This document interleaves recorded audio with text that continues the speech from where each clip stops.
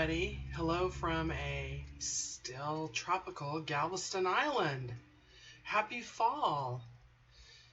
In a few weeks, this island's going to be inundated with motorcycles and cycles and motorcycles of all sorts, brands, colors. And there will be people wearing goofy motorcycle hats with spikes and hair and all sorts of crazy stuff. And the earth will rumble and it will disrupt my day. Then it most likely will disrupt my neighbor's days.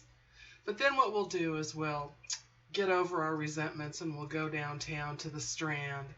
And what we'll do is we will look at all the various costumes that people wear. While downtown on the Strand, it's also a lot of fun to go check out those so-called haunted places. Actually, they're not really haunted. Galveston is an old city. It used to be one of the most popular immigration sites in the United States. And so it has a rich Victorian tradition. And so we have a lot of buildings on the Strand that have been there for, good grief, since the 1800s. As I've told many of you, originally this island had cannibals roaming around on it. Well, thank goodness they're gone. But long story short, a lot of these buildings do have imprinted upon them the tragedies of their past residents. So, is spirit really roaming around there? Well, no, not necessarily. What's going on is a loop. It's a loop of history. So, that man in the tall black hat who everybody sees, doing the same thing over and over again. There's no consciousness, no exchange, no conversation. That's a loop. And yes, we do have a couple of folks who profit off of that by telling ghost stories and leading tourists up and down the Strand and in and out of these old buildings, and everybody oohs and ahs. But it's not consciousness, because that's just not the way it works, gang. Recently, I was at an event where I was supposedly confronted with the manifestation of a spirit. And the spirit was rude. And the spirit didn't really give me a lot of evidence. And as a medium, that's really important for me. I'm always looking for evidence. And so afterwards, I was sitting with a group of other mediums, and we were talking about the experience.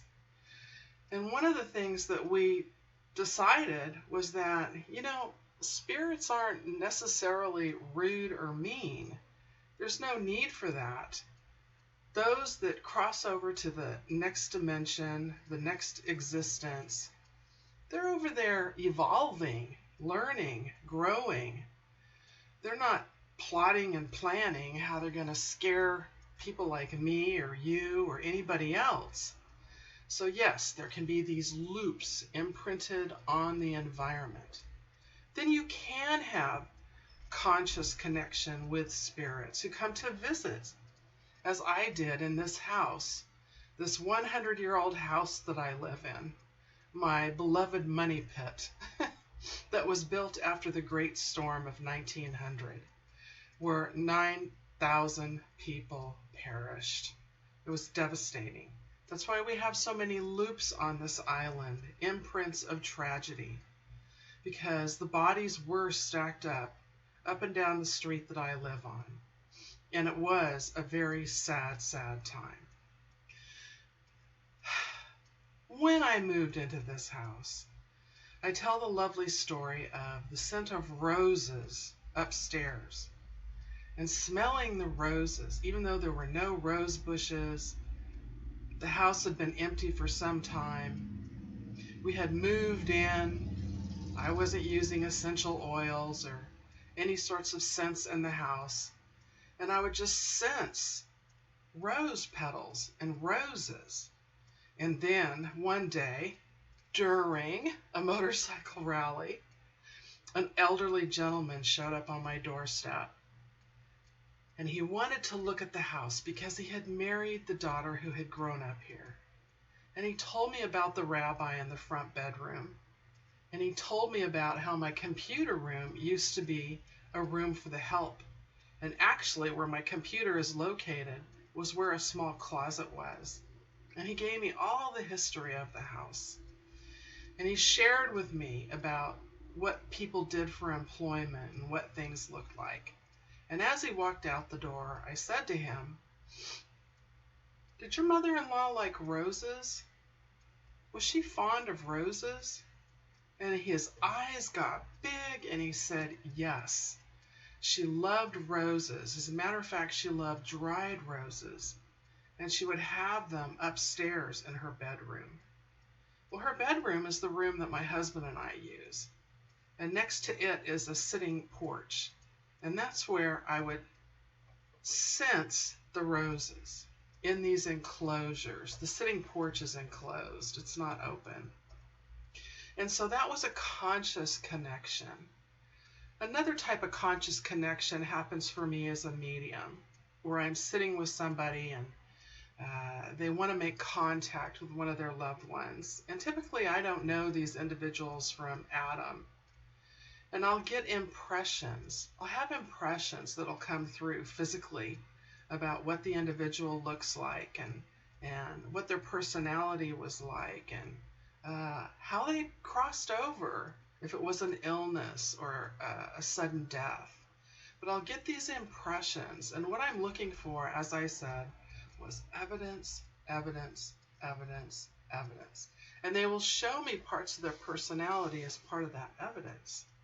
And oftentimes, they will come because they want to let their loved one know that they are okay. Or what they want to do is they want to make an amends for something. "I'm sorry that I behaved this way," or "I'm sorry that I upset you." Messages of concern.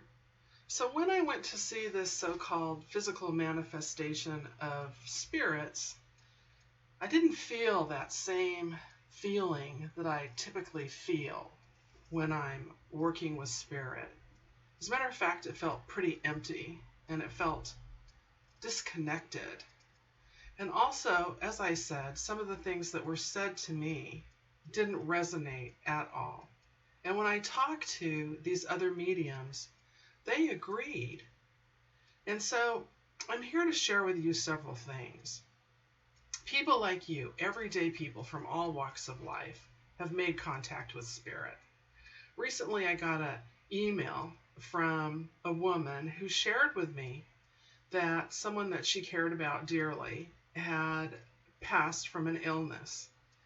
And that as that person was crossing, suddenly they saw a mist raising from the body, a silvery, grayish, luminous mist. And this woman wasn't the only one who saw this, that there was a clergy person who was also present.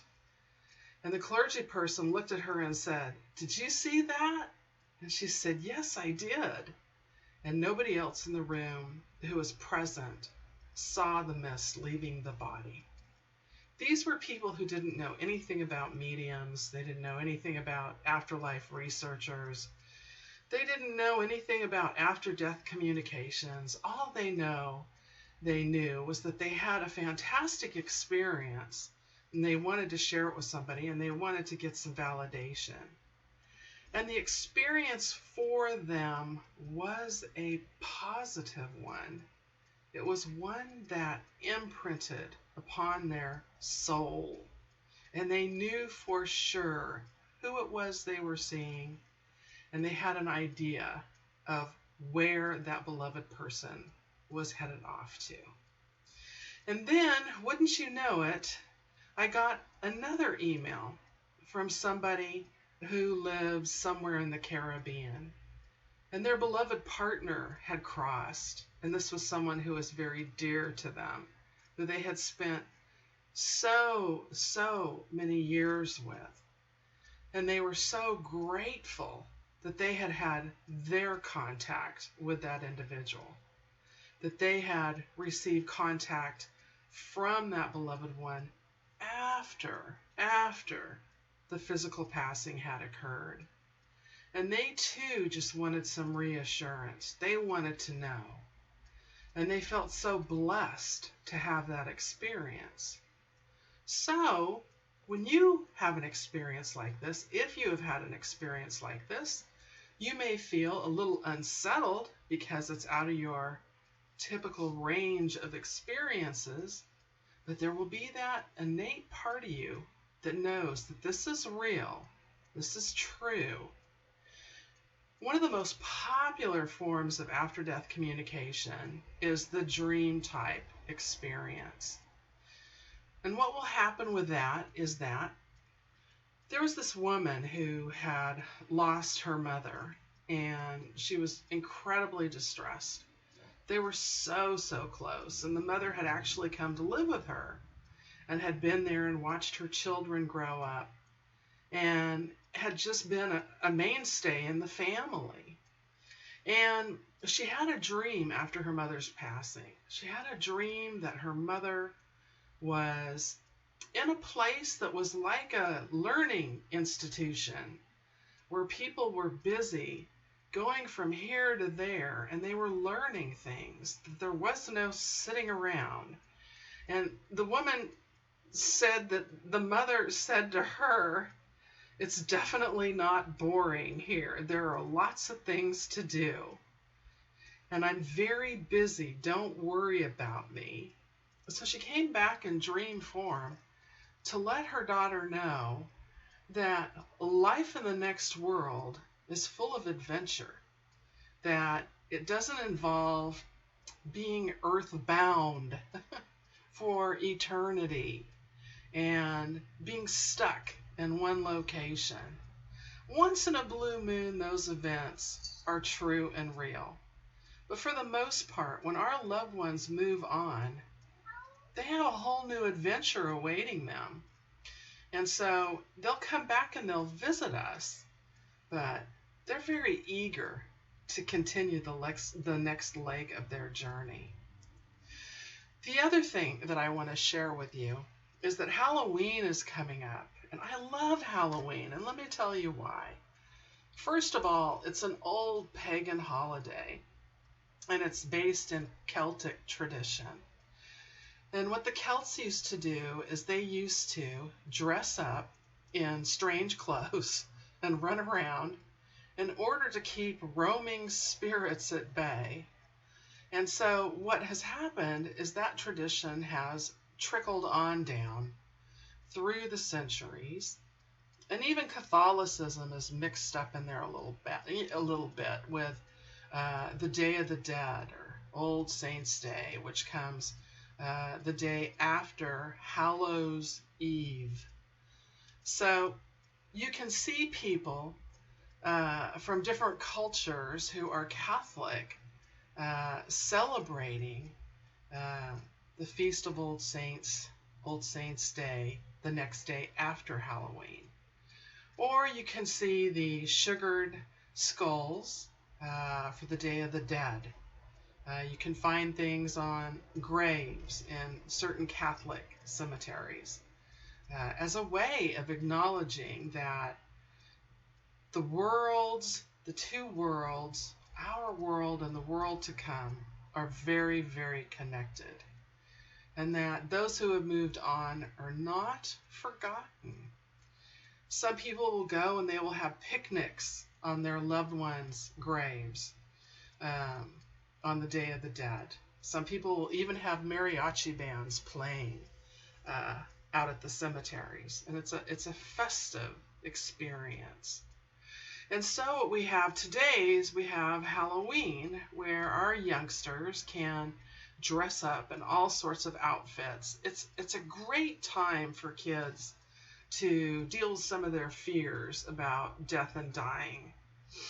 A lot of kids growing up in our culture today don't have proper information about life after death.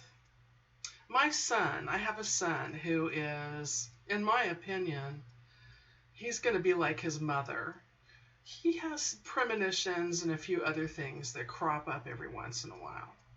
And years ago, when he was very, very small, he was visited by a spirit who was there to let him know about an upcoming passing with someone who was very, very beloved to him. And so we have kept the tradition. The tradition is that we always remind him of this story all the time. And when I talk to my sons about my abilities and about how their grandmother Carol had some abilities and about how most likely their grandfather had some abilities, they look at me and they scoff and they laugh and they talk about their weird mother. But every once in a while, I do hear them sharing with their friends. And I hear them sharing in a way that tells me that because of what I do and because of the information I put out there and because of the books I've written and my lecturing all over the place, that they know deep inside that death is nothing to fear. And so when they were younger, what they would do is they would dress up as ghosts and scary monsters, and they'd chase each other around the house and try to scare each other and pull pranks. And so for kids in our culture today, it is the one avenue where the topic of physical death and physical dying can be discussed. Parents need to get a grip. It's parents who need to get a grip. Those parents out there who are so death phobic, it's you who need to get a grip. I have a line of videos that discuss different aspects of death and dying and what that's all about. I talk about after-death communication, where people can have visitation in dreams, as I've just discussed. Or they can have a full manifestation where they can see a beloved one. Just like the woman who walked into her parlor and she saw her husband of 50 years who had recently crossed over, sitting in the parlor. And he didn't say anything, not a thing. And then all he did was nod to her, and she knew that he was well. And then she turned and looked back, and he had moved on. Or the woman, the little Jewish woman who saw my father-in-law, in the hallway, just checking it out one last time, and who shared with me, your father has been here. He's been here. He came here. He came here, and I saw him. Or experiences where all of a sudden somebody sees an orb in the corner of their room, a white ball of light, a mist. One time I was sitting in a meeting, and it was an old Galveston building. And it was a building that had to do with gathering up funds for those individuals who were suffering from HIV or AIDS. And so naturally, there were a lot of individuals who had gone in and out of that building who had moved on. And I was sitting there, and suddenly I saw a luminous mist float across the room. Just float across the room. And that was a manifestation. It wasn't a loop. I never saw it again. Nobody else had ever seen it either. But somebody was just visiting us, those of us who were continuing to work on raising the funds for those individuals who are fighting this battle, this illness. And then, of course, you have the departing vision. And I've talked about the mist a lot. The mist, the glow, where somebody will see something rise out of the body and leave the physical body. It can be a pastel color. It can be a luminous color. It can be a silvery color. It can be a bluish color. Sometimes that mist can even take the form of the individual's body and become a body double. Or what can happen is it can manifest into a face, or it can manifest into a hand. Years ago, I was sitting at Raymond Moody's house, who's the famous near-death experience author, and I saw a gazillion orbs, and they were all members of my family, and I know I've shared that with you before. So we can have those sorts of experience. Other types of departing visions can involve dreams again, where someone comes to just say goodbye, or someone comes to give us a final hug, or someone comes and there's that sense.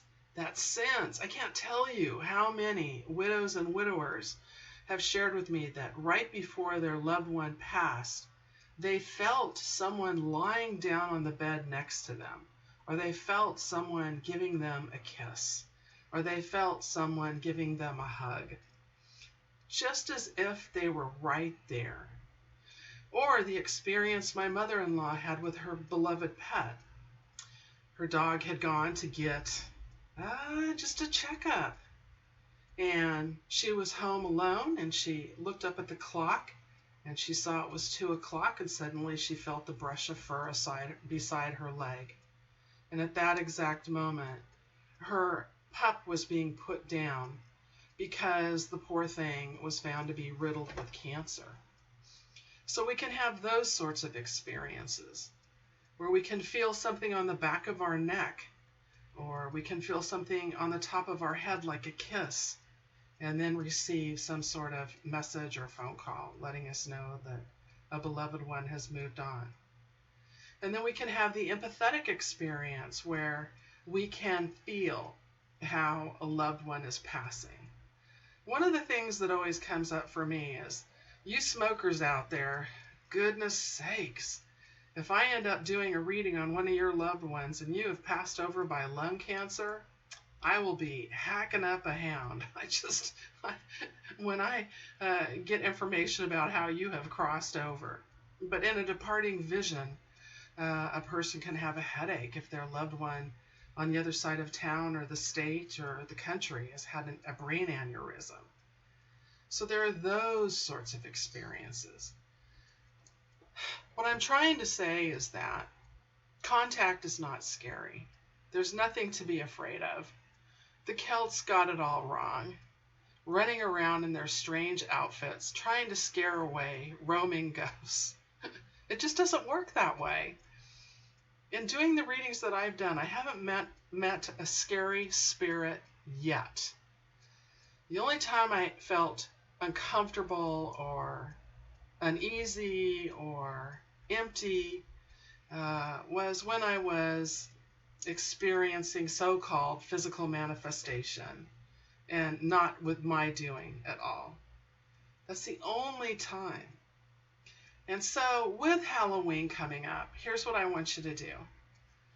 I want you to set around your table chairs for you and your family. And then what I want you to do is I want you to add a few other chairs. I want you to add some chairs that are there for beloved ones who have moved on. And then I want you to prepare a meal. Prepare a meal that your loved ones who have crossed over would really appreciate and really like. And go all out. Sweets, whatever it is that you remember them liking. And put all of these goodies and good foods on the table. And then you and your family can sit and have a meal. And you can talk about your loved ones. And don't talk about them as if they've disappeared, because you know what? They're people. They're just like you. They have their personalities. They're typically on the other side. They even look as they did on this plane. So you can actually talk to them as if they're sitting in those chairs. And they will hear you. They will hear you. And you can have this meal while the trick-or-treaters are coming and ringing on your doorbell. And you can go and you can pass out your candy and pass out your treats. And please don't pass out pencils and toothbrushes. Please, please, please don't do that. It's trick-or-treat. It's a holiday. Have some goodies. And then you can come back to the table with your beloved ones here on this side, and with those who are visiting you from the other side. So what I'm going to do is I've got some shopping to do, and then I've got some cooking to do. And I had back surgery. Don't I look good for just having back surgery 2 weeks ago? I think so. So I'm going to go take a walk too. I want to wish you a happy, happy fall. And I want to wish you a blessed Halloween, Hallows Eve. From me to you, from Galveston Island, this is Carla Wills Brandon. And please check out all of my other YouTube videos. And also go to www.carlawillsbrandon.com. You can also find me on Facebook. I have several pages. I have my main Carla Wills Brandon page, and then I have an Author's Dig page. And then I even have a page for Jewish afterlife experiences. And then I have a page for departing visions and afterlife experiences. So there's 4 pages for you guys to investigate. Be well and take care.